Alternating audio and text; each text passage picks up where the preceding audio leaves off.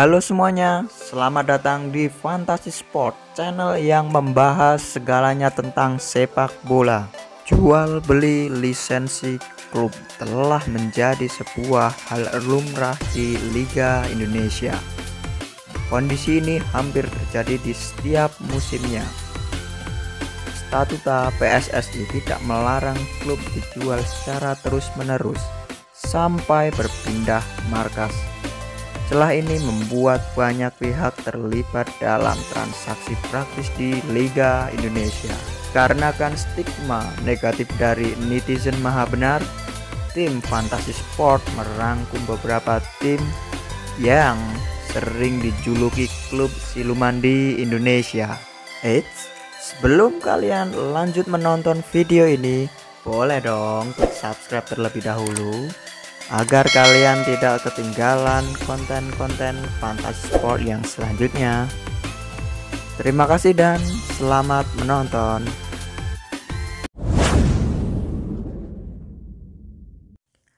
Nomor 1, Bayangkara Football Club atau The Guardians adalah sebuah tim sepak bola Indonesia yang dimiliki oleh Polri yang berbasis di Jakarta. Klub ini bermain di Liga 1.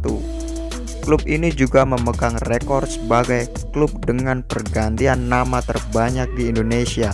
Semuanya karena dualisme yang pernah terjadi antara klub ini dengan Persebaya Surabaya pada rentang waktu 2010 sampai 2016. Cikal bakal klub ini berawal dari dualisme Persebaya Surabaya yang beralih ke Liga Primer Indonesia dan mengubah nama menjadi Persebaya 1927 di bawah PT Persebaya Indonesia.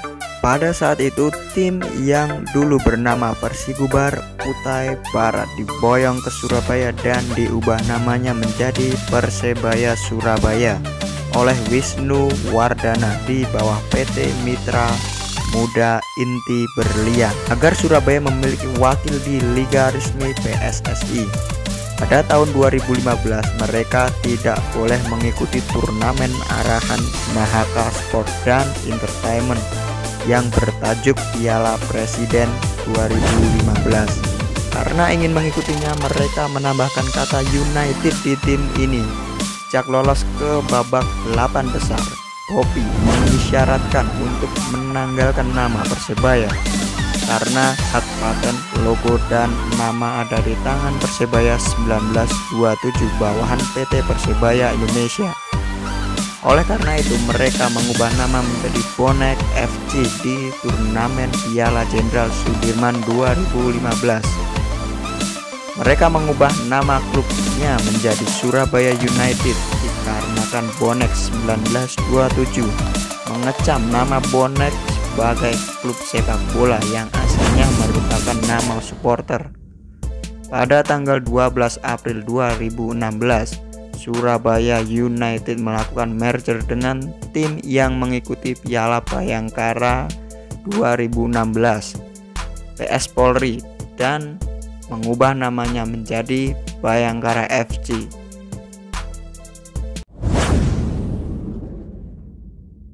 Nomor 2, Bali United yang dijuluki dengan Serdadu Tridadu atau Jalak Bali menjadi salah satu tim papan atas Liga Indonesia pada 3 tahun terakhir. Bahkan mereka menjuarai Liga 1 musim 2018-2019. Wow. Klub ini berdiri tahun 1989 dengan nama Putra Samarinda Football Club. Putra Samarinda berlaga di Galatama dan kemudian menjadi Liga Indonesia sejak kompetisi resmi itu bergulir musim 94-95. Merger dengan Persisam 2003 sampai 2014. Putra Samarinda mengalami kesulitan finansial saat itu. Sejak mengikuti Liga Galatama dan Perserikatan digabung menjadi satu kombinasi pada tahun 2003. Putra Samarinda dan Persisam, klub perserikatan yang didanai APBD Samarinda, di merger menjadi Persisam Putra Samarinda. Menggunakan lisensi Putra Samarinda untuk berlaga di Liga Indonesia pada tahun 2008-2009.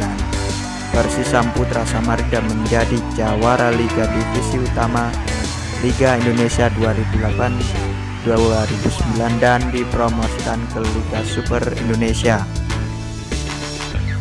Untuk menghindari klub dari P-League dan juga meningkatkan daya jual serta prestasi, Putra Samarinda diambil alih oleh pengusaha asal Indonesia, Peter Tanuri, yang kemudian mengubah nama klub menjadi Bali United FC di tahun 2014 dengan berdiri di bawah badan usaha PT Bali Bintang Sejahtera.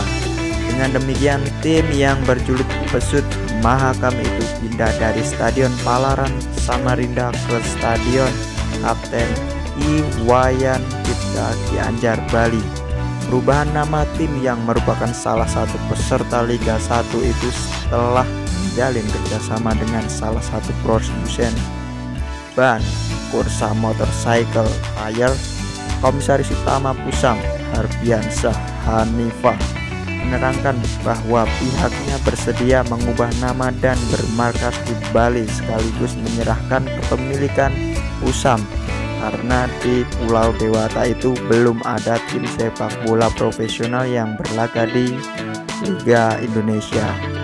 Menurut Harbiansyah, langkah mengubah nama dan bekerja sama dengan PT Multistrada untuk menyelamatkan Pusam dari kebangkrutan karena kurangnya dana baik dari segi sponsor maupun pendapatan tiket.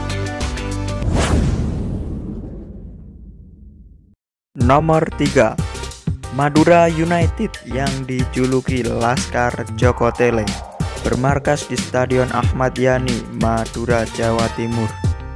Berdiri tahun 1990 sebagai Persebo Bondowoso. Kemudian pada gelaran ISCB 2016, hak kepemilikan klub diambil oleh seorang pengusaha yang berasal dari Sumatera Selatan dan sekaligus mengubah nama klub menjadi Persebo Musiraya. Hanya bertahan seumuran APK Pacaran di Sumatera Selatan, klub ini kembali berpindah markas ke Jawa Timur sekaligus pula mengubah nama menjadi Madura Football Club pada awal tahun 2017 dan masih bertahan sampai sekarang.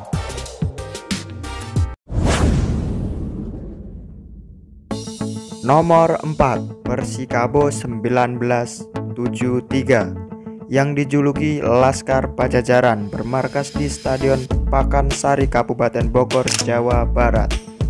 Sebelumnya bernama Tira Persikabo, adalah klub sepak bola profesional yang berbasis di Kabupaten Bogor. Klub ini didirikan sebagai penggabungan antara PSMS Medan dan Tentara Nasional Indonesia atau sering disebut sebagai TNI untuk berkompetisi di Piala Presiden Jenderal Sudirman. Tetapi sekarang Tira Persikabo dan PSMS Medan telah berpisah pada 13 Maret 2016. Setelah itu, klub ini secara resmi mengakuisisi Persiram Raja Ampat dan 2 tahun kemudian melakukan merger dengan Persikabo Kabupaten Bogor. Pada 19 Januari 2018 diumumkan bahwa PSTNI mengubah nama menjadi PS Tira. PS Tira sempat pindah ke Kota Bantul, Provinsi DIY pada musim 2018 dan kembali ke Bogor pada musim 2019 dengan menggunakan nama Tira Persikabo. Pada tanggal 15 Februari 2020, Tira Persikabo kembali berganti nama menjadi Persikabo 1973 setelah PSSI menggelar kongres. Nomor 5, Sriwijaya FC dijuluki Laskar Wongkito, bermarkas di Stadion Gelora Sriwijaya, Palembang, Sumatera Selatan. Sepanjang klub ini berdiri klub ini selalu berada di kasta tertinggi persepakbolaan Indonesia. Bahkan klub ini juga pernah memenangkan gelar ganda pada musim 2006, 2007 dan 2011-2012. Sayangnya pada musim 2018 klub ini berada pada urutan 16 klasemen akhir Liga 1, sehingga mereka untuk pertama kalinya terdegradasi ke Liga 2. Walaupun mewakili Provinsi Sumatera Selatan, Sriwijaya FC didirikan di Jakarta dengan nama Persija Tim Jakarta Timur pada tahun 1976. Di awal dekade 2000-an, klub ini sempat berganti nama menjadi Jakarta FC, namun kembali berganti menjadi Persija Tim karena alasan finansial. Klub ini sempat pindah ke Solo dan menjadi Persija Tim Solo FC pada tahun 2002 hingga 2004. Setelah itu, klub ini dibeli oleh pemerintah Provinsi Sumatera Selatan dan diganti namanya menjadi Sriwijaya FC Palembang dan bertahan hingga saat ini. Dan itulah beberapa klub yang sering dijuluki klub siluman di Indonesia. Membeli perusahaan sepak bola sama juga dengan membeli lisensi. Hal ini dikarenakan setiap klub harus memiliki lisensi sebelum bisa berlaga di tingkat nasional. Semua berawal dari keputusan FIFA untuk merapikan status profesional klub pada 2004. Persetujuan Komite Eksekutif FIFA pada 2007 memastikan klub licensing regulation menjadi syarat wajib per 1 Januari 2008. Proses sosialisasi berakhir pada 2016. Ada banyak kriteria dasar yang harus dipatuhi klub sebelum dinyatakan lolos verifikasi, mulai dari aspek keolahragaan, infrastruktur, hingga personil dan administrasi. Bagaimanapun, lisensi pertama sebuah klub bukan berasal dari FIFA ataupun asosiasi konfederasi, melainkan federasi tempat klub itu berasal. Baru kemudian jika kesebelasan bermain di level internasional, proses verifikasi jatuh ke tangan asosiasi konfederasi. Federasi sendiri dalam kasus di Indonesia adalah PSSI melalui Klub Licensing Department, berhak mengubah syarat regulasi sesuai situasi jika memang dibutuhkan. Tentu perubahan tidak boleh terlalu jauh dengan regulasi yang dimiliki AFC dan FIFA.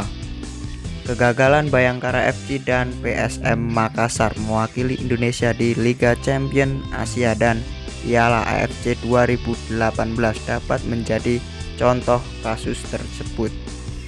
Ketika itu, AFC menilai kedua kesebelasan tidak layak mendapat verifikasi.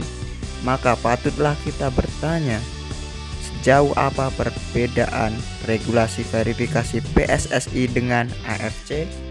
Atau lebih tepatnya, sejauh apa toleransi yang diberikan PSSI?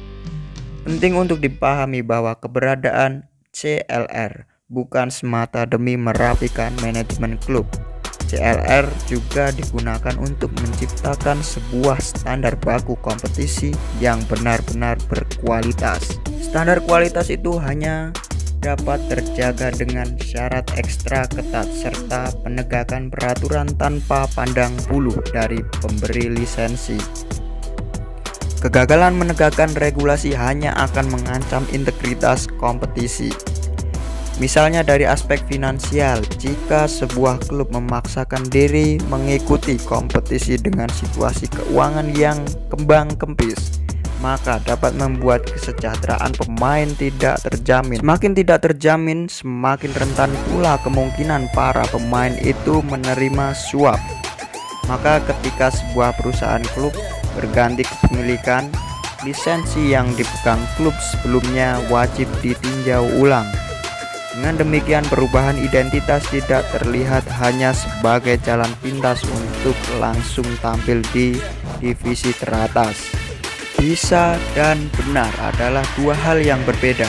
Melawan arah ketika mengendarai kendaraan memang bisa, tapi jelas tidak benar. Semua kembali lagi tergantung ketegasan dari para penegaknya.